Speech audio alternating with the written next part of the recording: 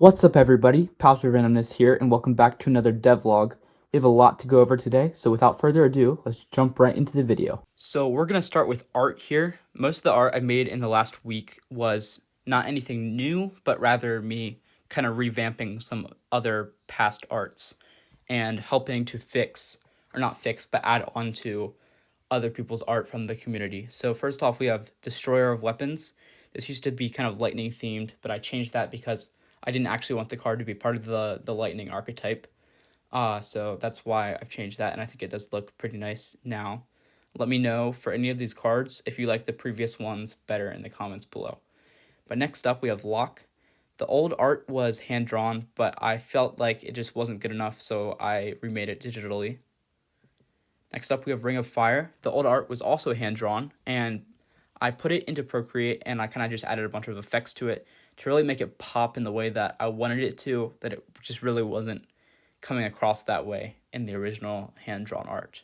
Then we have Cerulean by Gadolinium, and this is their second making of this art.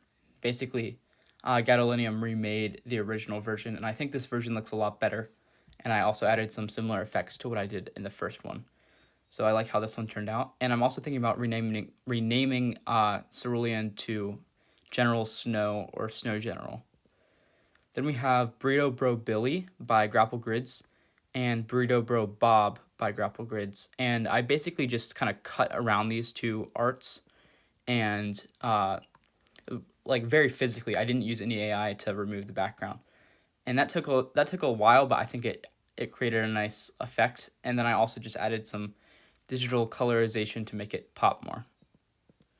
Then we have Zapmander by Vathala, and I'm thinking I'm gonna rename this to the Great Zapmander, so it's more powerful because this is the most powerful Lightning Mayhem card in the game at the moment. So I really think that this I kind of used some good effects on this one, especially the halftone and a bunch of bloom effects with Procreate. So hopefully you like this, Vathala. I certainly like how this kind of spiced up your original art.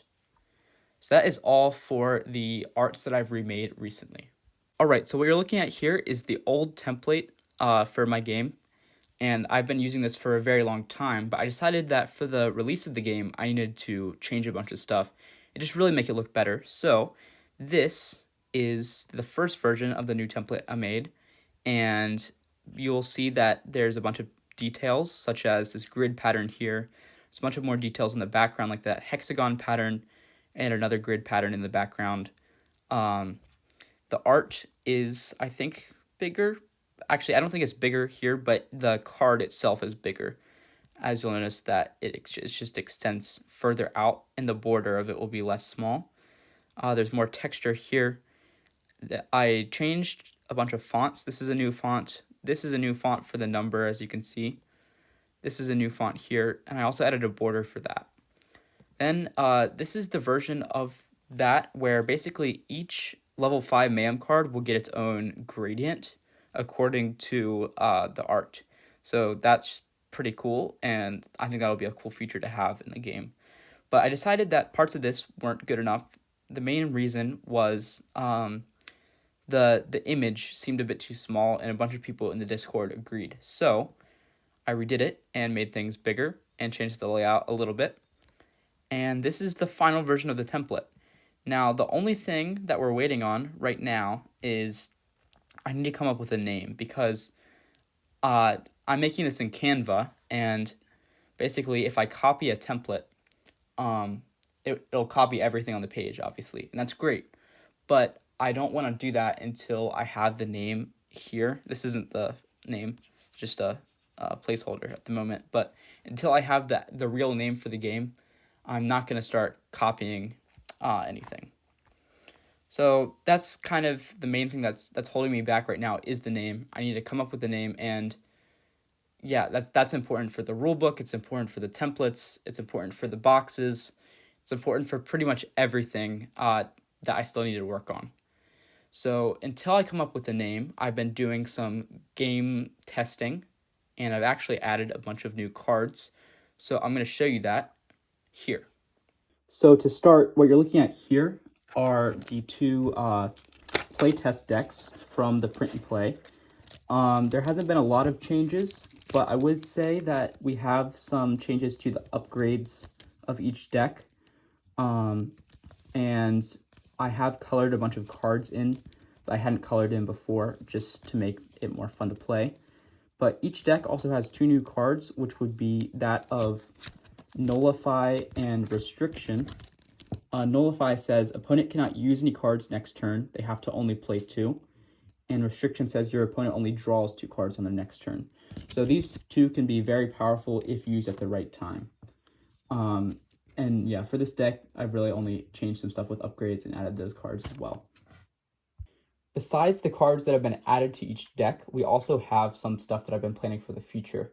So over here, we have a couple cards that I haven't decided what set they'll be in, but they're planned. And then I have some stuff for more specific sets, like cards for the Gust set, cards for set 2, cards for the Mechanical set, cards for the Crystal set, and then a couple like cards that are food themed, which if you have played the game before, you know each deck has a card in it that is food related that will give you more cards, like Happy Pizza. Now, so remember how I said that I'm trying to come up with a name, and pretty much everything that needs to happen before I can release involves the name. So before I can get to that name, something that I'm trying to really work on is the lore of my game, because the name needs to be intertwined with the lore and will most likely come from the lore. So as I was thinking about the lore for my game, I also came up with this really cool idea that each set that releases will basically have a first off, a set is 2 decks, and they are made to play against each other, but also any other deck. But anyway, each set that releases will have a specific lore segment, a specific lore video that you can watch. And the interesting thing about the lore is it'll probably be told in second person. Second person is where, if you don't know, basically it's talking like to you. This is like in Choose Your Own Adventure books. That's like the only example I have. But the reason for that is because you, the player, will be the main character of my game. And as each set releases, you'll be expanding the lore further, and you'll be working your way up to fighting the final boss. Because after the core sets release, we're going to have a special final set where you will fight the main villain of the game. And it'll probably be a single player boss fight. I'm trying to figure out how I'm going to do that, but I think that'll be really fun to design eventually. So that's my plan. Each set will have a video that will go with it that explains the lore of the game, and it'll just keep expanding. And as you buy more cards, you'll also be getting better at the game and getting prepared for that final boss fight, because it's going to be as hard as I can make it, while still being fun, obviously. I also have come up with several other ideas. You can screenshot it here if you want to get some sneak peeks, I guess, of the future. But yeah, that's kind of it for now, and for this week, I guess. That's about all I've been up to. So thank you guys so much for watching, and I will see you in the next devlog.